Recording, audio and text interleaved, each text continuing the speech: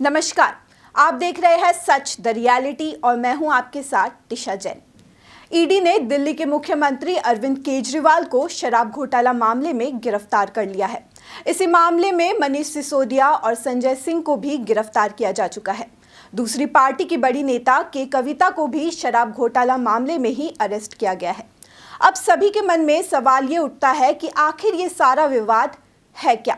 किस बात को लेकर सियासी ड्रामा चल रहा है? ये नई वाली शराब नीति क्या थी? आइए सरल शब्दों में समझने की कोशिश करते हैं। दिल्ली की सियासत में बड़ा उफान बृहस्पतिवार को देखने को मिला।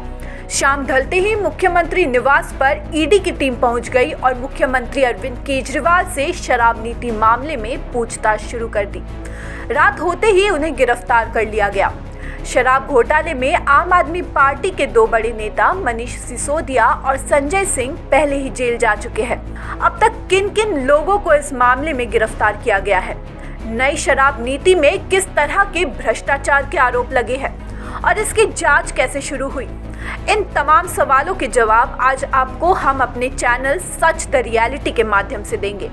सबसे पहले आपको बताते हैं कि आखिर नई शराब नीति क्या थी। दिल्ली सरकार ने 17 नवंबर 2021 को नई शराब नीति लागू की थी। इस नीति के तहत राजधानी को 32 जोन में बांटा गया और हर जोन में 27 दुकानें खोलने की बात कही गई। इस तरह से पूरी दिल्ली में 849 शराब की दुकानें खोली जानी थी। इस नीति के तहत सभी सरकारी ठेकों को बंद कर सभी शराब की दुकानों को प्राइवेट कर दिया गया, जबकि इससे पहले दिल्ली में शराब की 60% दुकानें सरकारी और 40% प्राइवेट थी। नई नीति लागू होने के बाद सभी 100% शराब की दुकानों को प्राइवेट कर दिया गया। दिल्ली सरकार ने इसके पीछे तर्क दिया कि इससे 3500 करोड़ रुपए का फायदा होगा। यही नहीं, दिल्ली सरकार ने शराब की दुकान के लाइसेंस की फीस भी कई गुना बढ़ा दी। इसके तहत जिस L1 लाइसेंस को हासिल करने के लिए पहले 25 लाख रुपए देने होते थे, नई नीति लागू होने के बाद उसके लिए ठेकेदारों को 5 करोड़ रुपए चुकाने पड़े। इसी तरह अन्य कैटेगरी के लाइसेंस की फीस भी जरूरत से ज्यादा बढ़ा दी गई। अब सवाल ये उठता है कि इस नीति पर किस तरह के भ्रष्टाचार के आरोप लगे और इसकी जांच कैसे शुरू हुई। शराब बिक्री के लिए ठेकेदारों को लाइसेंस लेना पड़ता है। इसके लिए सरकार ने लाइसेंस शुल्क तय किया है। सरकार ने कई तरह की कैटेगरी बनाई है। इसके तहत शराब, बियर, विदेशी शराब आदि को बेचने के लिए लाइसेंस दिया जाता है। अब उदाहरण के लिए पहले जिस लाइसेंस के लिए ठेकेदार को 25 लाख रुपए का भुगतान करना पड़ता था, नई शराब नीति लागू होने के बाद उसी के लिए 5 करोड़ रुपए देने पड़े। आरोप है कि दिल्ली सरकार ने जानबूझकर बड़े शराब कारोबारियों को फायदा पहुंचाने के लिए लाइसेंस शुल्क बढ़ाया। इससे छोटे ठेकेदारों की दुकानें बंद हो गई और बाजार में केवल बड़े शराब माफियाओं को लाइसेंस मिला। विपक्ष का आरोप ये भी है कि इसके बदले में आम आदमी पार्टी के नेताओं और अफसरों को शराब माफियाओं ने मोटी रकम घूस के तौर पर दी। पर इस पर आम आदमी पार्टी का तर्क है कि लाइसेंस फीस बढ़ाने से सरकार को एक लमसम रेवेन्यू की कमाई हुई। इससे सरकार ने जो उत्पाद शुल्क और वैट घटाया उसकी भरपाई हो गई। दूसरा आरोप शराब की बिक्री को लेकर है।